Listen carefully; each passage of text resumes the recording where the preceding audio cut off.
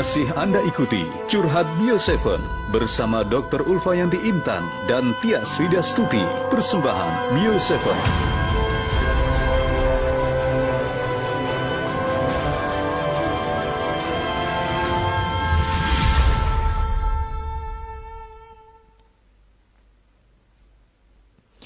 Baiklah, kita akan kembali ya Curhat Bio7 untuk sore hari ini. Kita masih punya beberapa menit ke depan lah ya untuk bisa berkonsultasi ya, bisa sharing, bisa tanya jawab seputar keluhan-keluhan tentang kesehatan. Langsung aja berarti nih Dokter Ulfa ya. Ini ada pertanyaan lagi. Assalamualaikum. Waalaikumsalam. Dokter Ulfa Cuadik, Mbak Dias yang Cuaem. Selamat sore. Mbak Lia ini dok. Iya, Mbak Lia dari Best apa FM kabar? Kapuas. Aduh, gimana? Kenapa lagi Mbak Lia demen amat sih curhat ini beginian ya? Pasien setia. Pasien kok setia gitu ya, Dok. Iya ya, tapi nggak apa-apa ya. Maksudnya ya biar ada solusi lah ya Iya, kalau ada keluhannya gitu nggak kan. apa-apa. Oke. Bu dokter, Lia mau nanya kenapa ya ini kepala tuh kok pusing ya minta ampun sampai sekarang.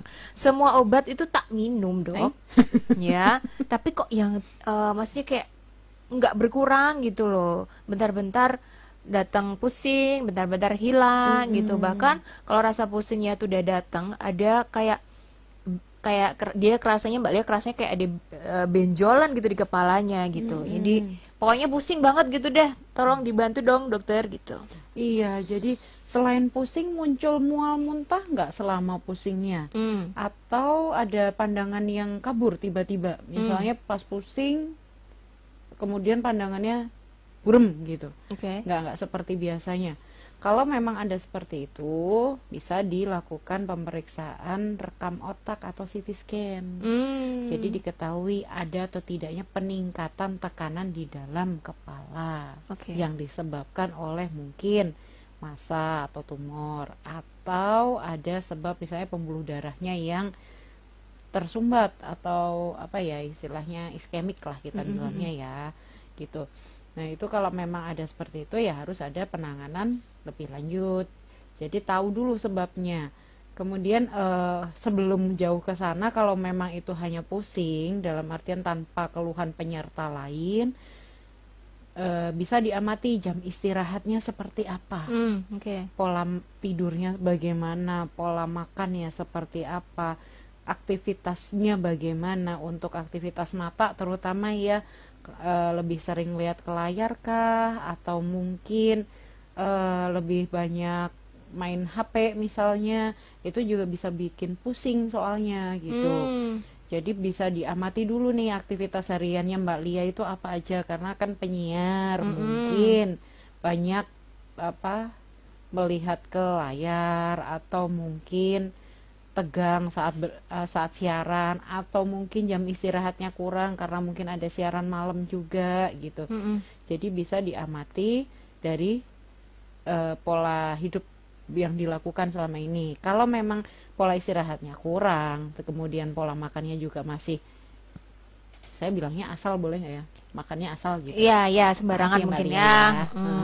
Nah itu bisa diperbaiki. Istilahnya diperbaiki dulu itu istirahat yang cukup, kemudian pola gizinya seimbang, aktivitasnya juga seimbang dengan apa yang masuk, antara kalori yang masuk dengan yang keluar sama lah istilahnya. Nah, kalau dari situ nanti masih muncul sakit kepalanya, masih juga ada keluhan tambahan misalnya, bisa dilakukan pemeriksaan lanjut. Gitu. Oke, baiklah Mbak Lia, cukup ya Mbak Lia ya. Mudah-mudahan sudah cukup memberikan solusi ya gitu ya. Jadi memang ya apa ya namanya penyakit zaman sekarang kadang-kadang suka gitu ya dok ya, daripada kita kecolongan ya kan, lebih baik kita yang waspada gitu. Jadi jangan mentang-mentang cuman pusing, cuman apa gitu kan ya. Lebih baik kalau memang keluhannya udah berulang-ulang dan udah cukup lama gitu, segera aja diperiksain gitu Mbak Lia. Terus ini ada, nah ini namanya beda-beda tipis nih, yang tadi Lia, yang sekarang Ria. Iya, bergembira Ria. L sama R. Iya, beda L sama R. Ini ada Mbak Ria, usianya tuh 25 tahun, tingginya 155, beratnya 92. sudah menikah sekitar 5 tahun tapi belum ada tanda kehamilan. Oh, hampir sama kayak Mbak Rinda tadi ya. Yeah. Nah, tapi ini ada keluhan juga sih sebetulnya dok. Jadi kayak menstruasinya itu udah 2 tahun lebih itu nggak mens gitu ya. Ini saya coba terjemahkan ya karena saya agak bingung juga dari SMS-nya Mbak Ria ini. Keluhan menstruasinya tidak sama sekali, malah sering keputihan. Nah, jadi tidak pernah menstruasi kira-kira 2 tahun. Udah pernah berobat ke medis ke apa aja gitu. Jadi belum ada perubahan begitu. Jadi gimana ya dok supaya menstruasi saya lancar dan saya bisa punya keturunan gitu. Jadi gini, kalau memang ada amenore sekunder ya saya bilangnya ya, kalau yang primer kan hamil.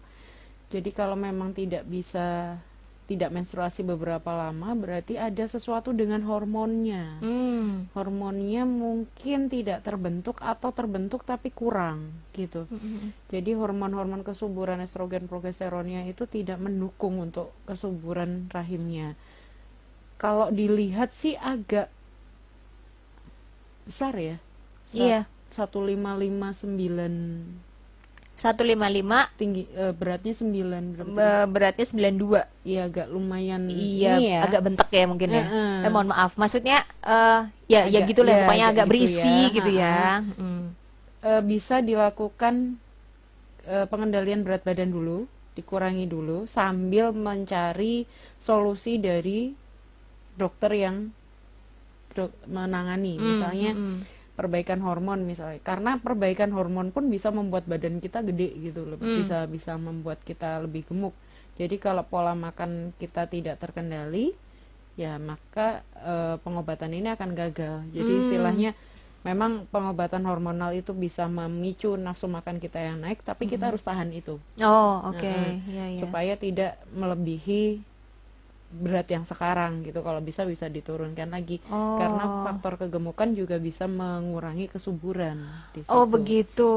Oke, baiklah. Untuk siapa tuh, Mbak Ria ya, Mbak Ria. Jadi itu solusi yang ditawarkan sama Bu Dokter. Jadi ya emang sih saya sering dengar juga begitu. Kalau mohon maaf ini ya, mungkin ya mereka-mereka yang beratnya itu berlebih gitu ya, atau kurang banget gitu, memang segrup sama saya lah.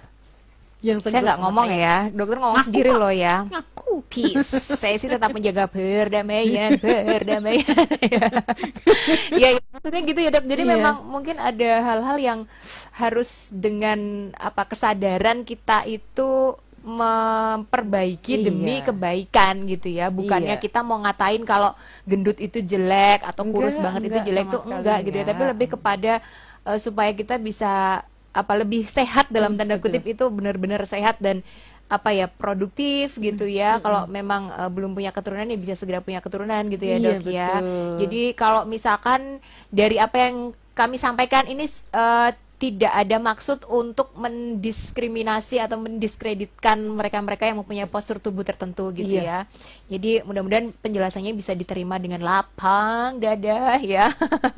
Kalau kaitannya dengan Bio7 boleh dicoba ya Mbak Ria, karena memang Bio7 ini kan kandungannya cukup banyak ya. Tadi ada yang konsultasi juga hampir sama, jadi kayak mensnya nggak lancar gitu ya. Itu bisa dicoba juga Mbak Ria untuk konsumsi Bio7 ini, karena kan Bio7 ini juga fungsinya salah satunya adalah untuk memperbaiki kondisi tubuh ya. Namanya juga usaha ya kan. Kalau mungkin tadi Mbak Ria udah pernah ke sana kemari berobat namanya ikhtiar, ya nggak ada salahnya juga, asalkan nggak sembarangan gitu ya dok ya. Maksudnya nggak asalan kata si ini itu, kata si A itu gitu, terus langsung apa aja diiniin gitu ya. Yang penting konsultasi ke dokter dulu.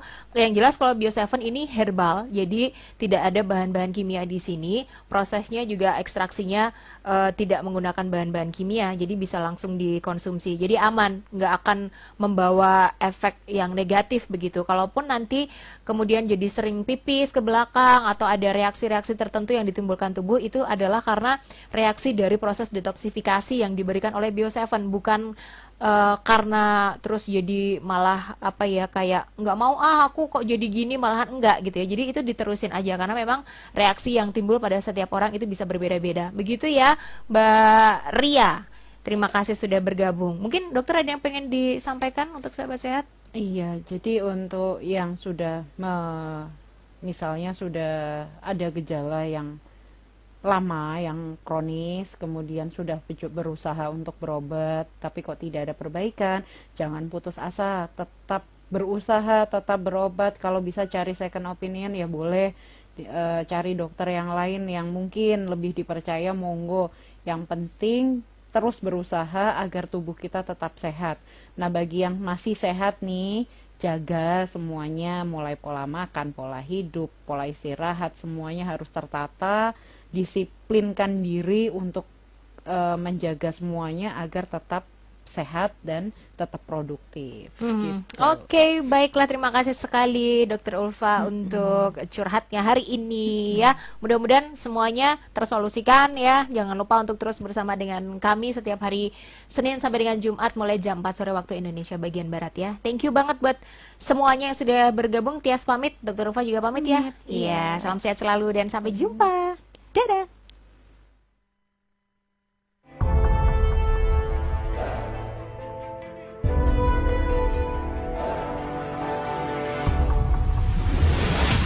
Baru saja Anda ikuti Curhat Bio7 bersama Dr. Ulfayanti Intan dan Tias Widiastuti, persembahan Bio7.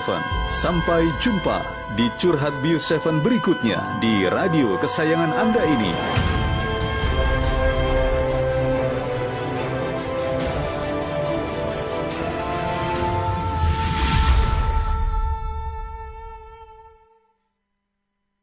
Bio7, ramuan alami menjaga daya tahan tubuh. Bio7, jamu tetesnya orang Indonesia. Produksi Unimax Power. Baca aturan pakai. Dikit-dikit meriang, Dikit-dikit sakit, tuman. Minum Bio7.